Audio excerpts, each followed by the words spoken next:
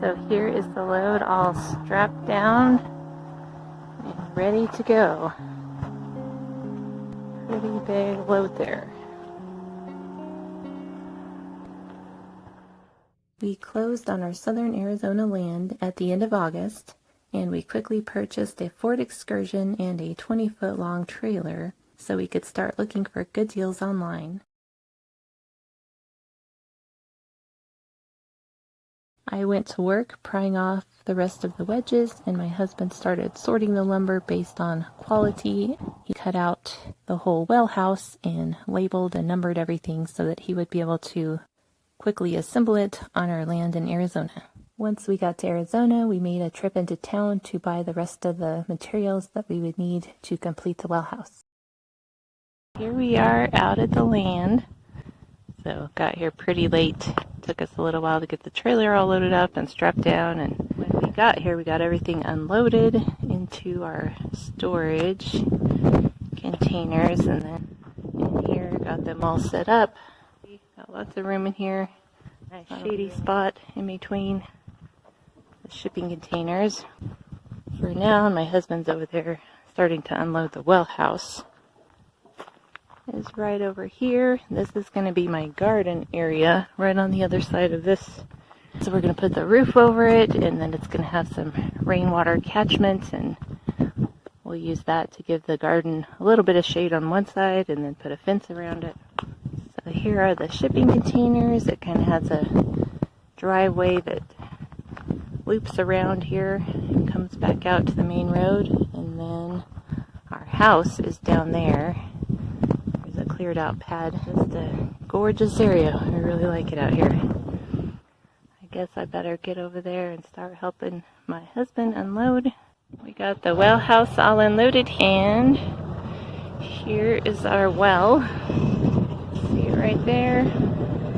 I'll load those into the Connex and then start working on fences, and then make a trip into town to get some more supplies. That's kind of what we're hoping to get done today, and I think my son-in-law just got here, heard him opening the gate, so we'll have some help unloading these rafters. So the idea is that I'd like to get it set up, if possible, electrically, to where, for now, we can hook up the generator and run anything we have in here. You got the foundation all done, squared and leveled. We're going to insulate the floor in the well house, so I'm going to cut this 2-inch foam so I'm fitting the foam in between the floor joists.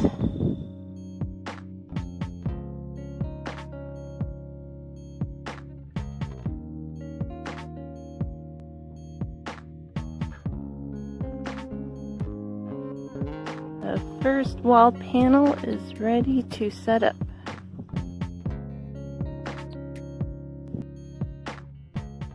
Started yesterday at 4 and had a couple of hours and got most of the floor done.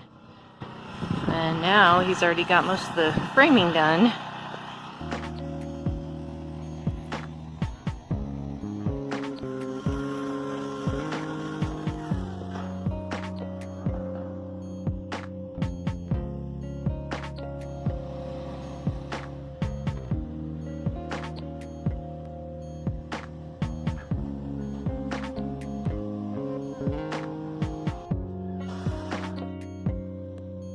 All of the sheeting up on the outside walls. I'm working on insulating it.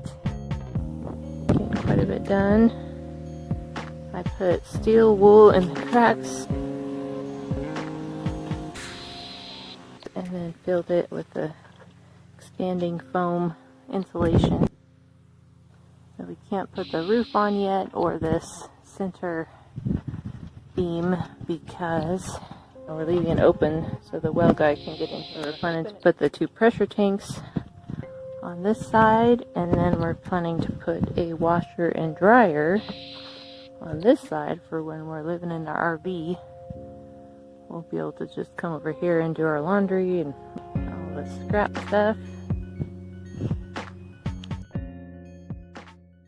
I'm sitting here in the Excursion. We're about to go to Phoenix to pick up our solar panels. It got down to 32 degrees which is pretty cold, but we had, it's kind of a mess back there.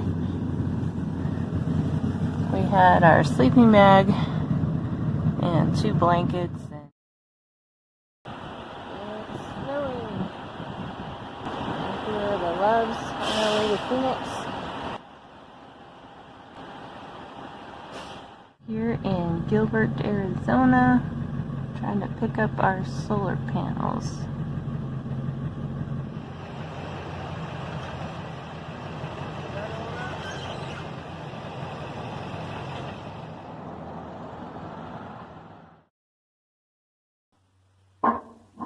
Here is a hatch my husband decided to make in the roof of the well house so that we'll have easy access to the pump if there's ever any issue with it or if we need to replace it. Once the well house was mostly done, my husband contacted our well driller and to come set the pump and install 2 pressure tanks.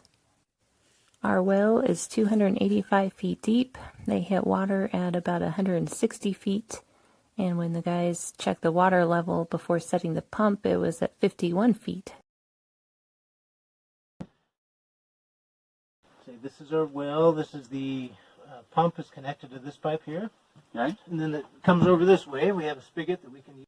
This is the pressure gauge, shows what pressure is on the tank right now. So it's set at, should be around 60. Yep. And it'll kick on again at 40. So it's got Okay. a 20 pound deadband. So it'll pressure it up to 60 and then it'll stop and then it'll come back on when it gets down to 40. So it'll pressurize up these 2 tanks. Fully functional. Now we're just going to hook the wiring up to it so that we can plug in our generator and run it off generator for now. Yeah. And I'm also wiring up the lights, some plug-ins, and a washer and dryer so we can run those off generator as well. We have water coming out of the well.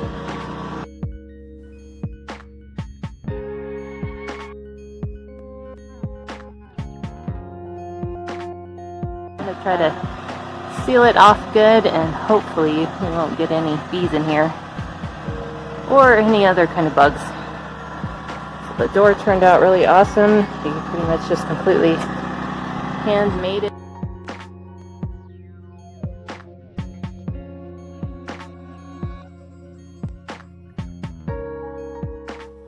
I used some of the foam sheets on the door and try to use the spray foam to get it to stick on there, so we'll see how that works. And I used 4 cans, 1 on the floor and then 3 up here, plus I stuffed insulation up in the ceiling, and then this will be pretty much done for now. The well house is completely done, y'all. I finished all the insulation, got the door insulated. So here's the pressure tanks. And the electric box is all ready and wired for the washer and dryer, the pump, and the generator. 7 foot tall on one side and 8 foot tall on the other. So there's the dryer plug. Washer and dryer will go here. Just use these silver pieces on the corners for the well house is 86 square feet. It's 7.5 feet wide by 11.5 feet long, and then the roof slopes from 7 foot to 8 foot. Here is a breakdown of the cost of materials. Most of the numbers are off of the receipts and not including tax. I couldn't find a receipt for the screws, but my husband estimated them to cost about $60, not $115.